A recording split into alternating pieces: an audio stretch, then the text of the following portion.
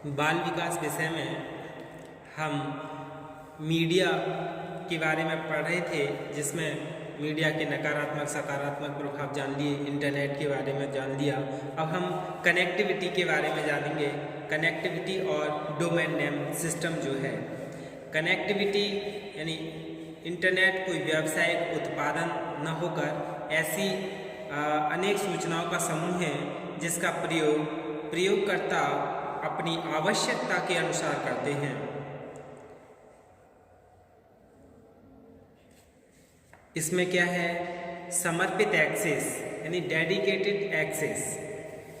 Internet से सीधे जुड़ने हमें डेडिकेटेड इंटरनेट एक्सेस की आवश्यकता होती है। डेडिकेटेड कनेक्शन के अंतर्गत हमारा कंप्यूटर इंटरनेट से 24 घंटे जुड़ा रहता है। ऐसे कनेक्शन बड़ी बड़ी कंपनियां अथवा विश्वविद्यालय लेते हैं।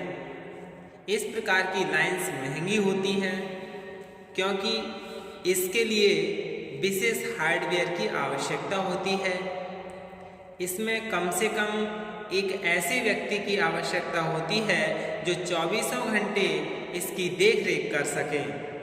इसके लिए एक राउटर डिवाइस की आवश्यकता होती है जो संकेतों को एम्पलीफाई करके बैकबोन्स को देता रहता है। इंटरनेट क्षेत्र में बैकबोन्स उच्च स्तर की फोन लाइंस होती है जो आंकड़ों को एक स्थान से दूसरे स्थान पर ले जाने का कार्य करती है।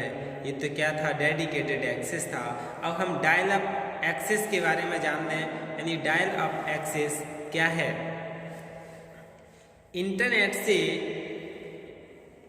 डायल अप एक्सेस के द्वारा जुड़ने के लिए अनेक विकल्प हैं, जैसे आईपी अकाउंट के द्वारा या सेल अकाउंट के द्वारा। आईपी अकाउंट, जब हम इंटरनेट से जुड़ने के लिए किसी इंटरनेट सेवा प्रदाता यानी आईएसपी इंटरनेट सर्विस प्रोवाइडर की सहायता लेते हैं, अर्थात इसके माध्यम से इंटरनेट से हम क्या है, जुड़ते हैं। जब हम दो प्रकार के अकाउंट्स रखते हैं, पहला SLIP व दूसरा PPP अकाउंट, दोनों अकाउंट्स के संयुक्त रूप को आईपी अकाउंट कहा जाता है। SLIP यानी स्लिप का पूरा नाम है सीरियल लाइन इंटरनेट प्रोटोकॉल और PPP का पूरा नाम point two point protocol. Point two point protocol connection और सीरियल लाइंस इंटरनेट प्रोटोकॉल प्रकार के कनेक्शन से तीव्र होते हैं। ये दोनों ही डेडिकेटेड कनेक्शन के समान होते हैं। अंतर इतना है कि आईपी अमाउंट सर्विस प्रोवाइडर के द्वारा बनाए जाते हैं जो कि डेडिकेटेड लाइनों से जुड़े होते हैं। आईपी अकाउंट वाला कंप्यूटर नेटवर्क में एक नोड की भांति कार्य करता है। और सेल अकाउंट क्या है, इंटरनेट से जुड़ने के लिए या इंटरनेट का प्रयोग करने के लिए सेल अकाउंट का भी प्रयोग किया जाता है। यह भी इंटरनेट सेवा प्रदाता यानी आईएसपी के द्वारा बनाया जाता है। इस प्रकार के अकाउंट के माध्यम से इंटरनेट की सीमित घंटों के लिए प्रयोग किया जा सकता है और सर्विस प्रोवाइडर को इसके लिए प्रति माह शुल्क देना होता है। यह शुल्क सालाना भी जमा हो सकता है।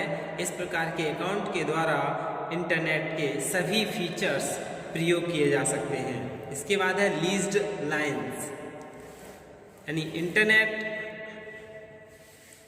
से टेलीफोन के माध्यम से जुड़ने की दो विधियां हैं, स्विच्ड सर्विस और लीज्ड सर्विस।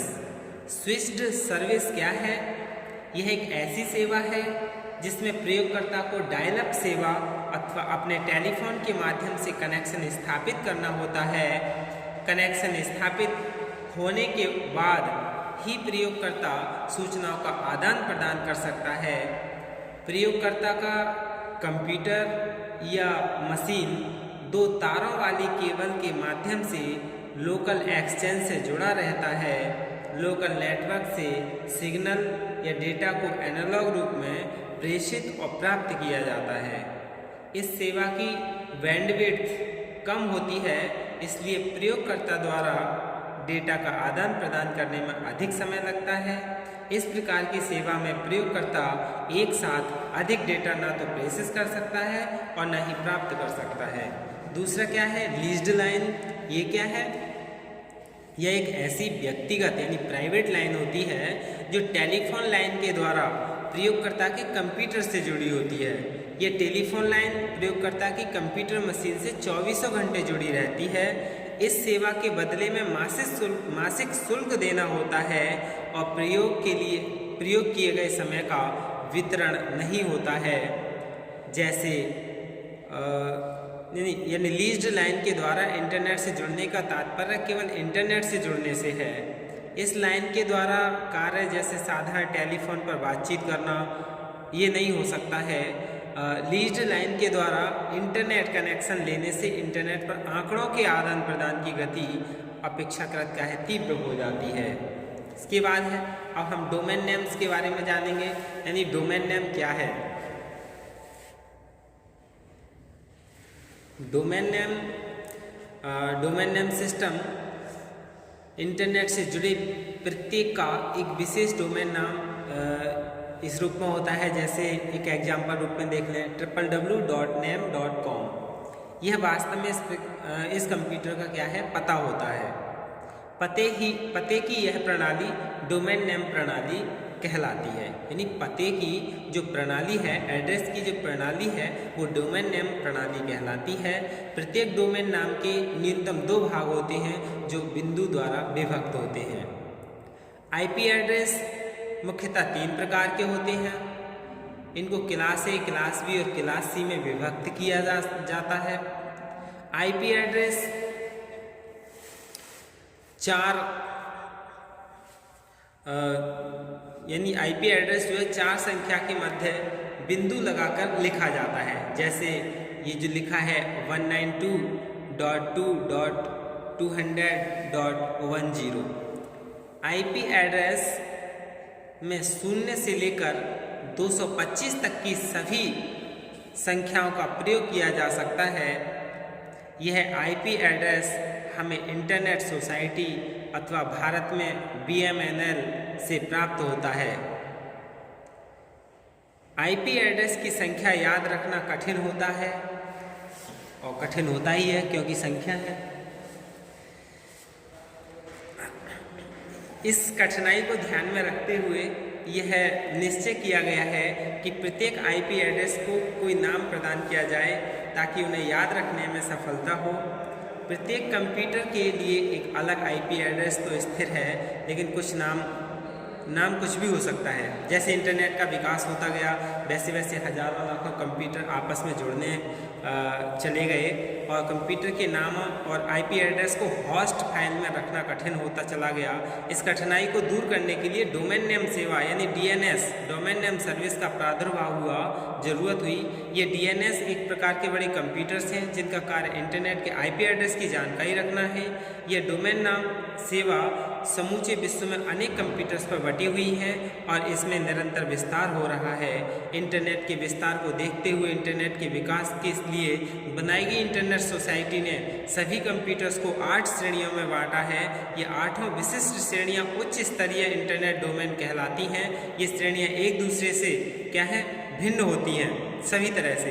इन 8 श्रेणियों के लिए पृथक क्षेत्र नाम सेवा जो कि मास्टर नेम सर्वर कहलाती हैं को इंटरनेट से जोड़ा गया है। जैसे .com क्या है? ये DNS सर्वाधिक प्रचलित है डोमेन नेम सिस्टम। डॉट के बाद जो है .com, इसका प्रयोग व्यापारिक क्षेत्रों के लिए किया जाता है। किस एड्रेस के अंत में .com लगा हुआ हो जिसके भी वह किसी व्यापारिक संगठन अथवा किसी कंपनी का पता होता है। जैसे www.ICICIbank.com या और बहुत है, indiabookshop.com या setindia.com। अब फिर क्या है .edu यानी .education, यह DNS शैक्षणिक संस्थानों के लिए निर्धारित किया गया है, अर्थात जिस एड्रेस के अंत में .edu लगा हो वह किसी शैक्षणिक संस्था का पता होता है, जैसे www.oxford.edu ये सभी होते हैं। .mil यानी MIL, यह DNS अमेरिका यानी ये जो है ये अमेरिकी सेना संस्थान के लिए निर्धारित किया गया है।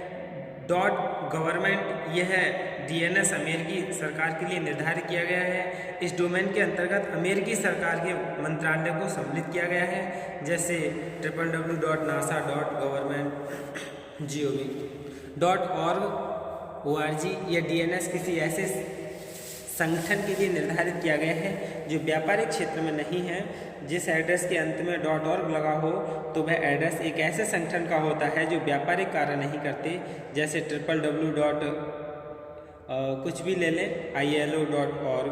यह एड्रेस अंतर्राष्ट्रीय श्रमिक संघ का है जो कि संयुक्त राष्ट्र संघ के अंतर्गत आता है।